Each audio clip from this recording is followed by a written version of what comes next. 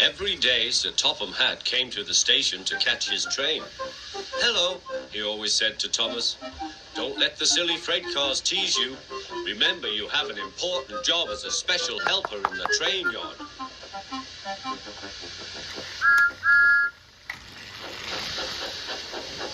There were lots of freight cars, and Thomas worked very hard pushing and pulling them into place. There was also a small coach and two strange things his driver called cranes. "That's the breakdown train," he told Thomas. The cranes are for lifting heavy things, like engines and coaches and freight cars.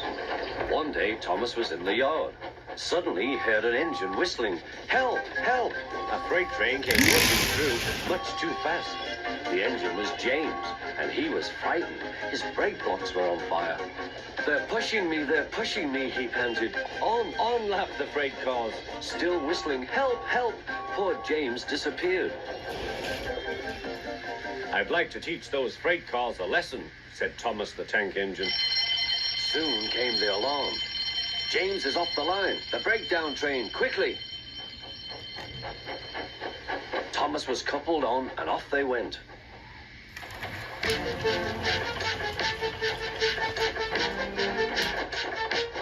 Thomas worked his hardest. "Hurry, hurry, hurry," he puffed.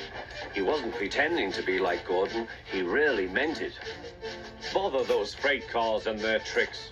I hope poor James isn't hurt.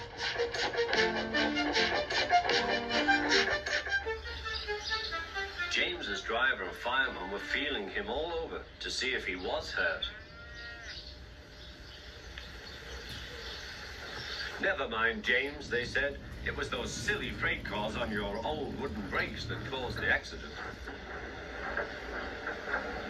Thomas pushed the breakdown train alongside. Then he pulled away the unhurt freight cars.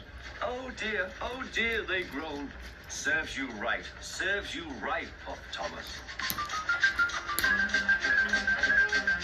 He was hard at work, puffing backwards and forwards all afternoon. "This'll teach you a lesson, he told the freight cars.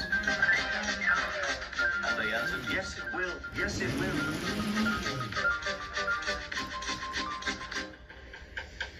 They left the broken cars.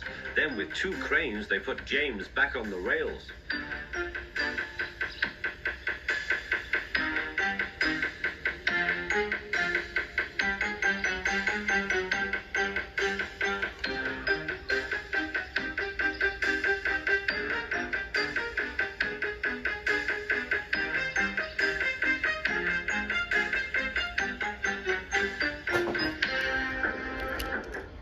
He tried to move, but he couldn't, so Thomas helped him back to the shed.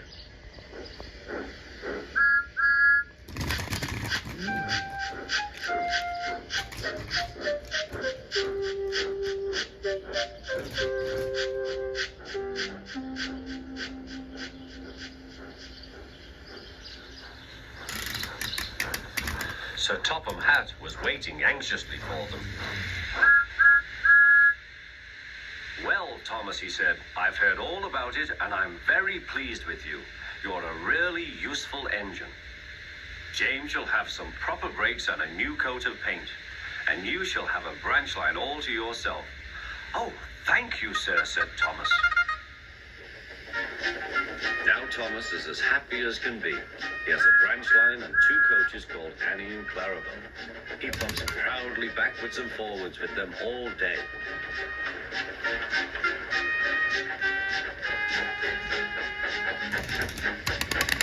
He is never lonely. Edward and Henry stop quite often and tell him the news. Gordon is always in a hurry, but never forgets to say poop poop, and Thomas always whistles peep peep in return.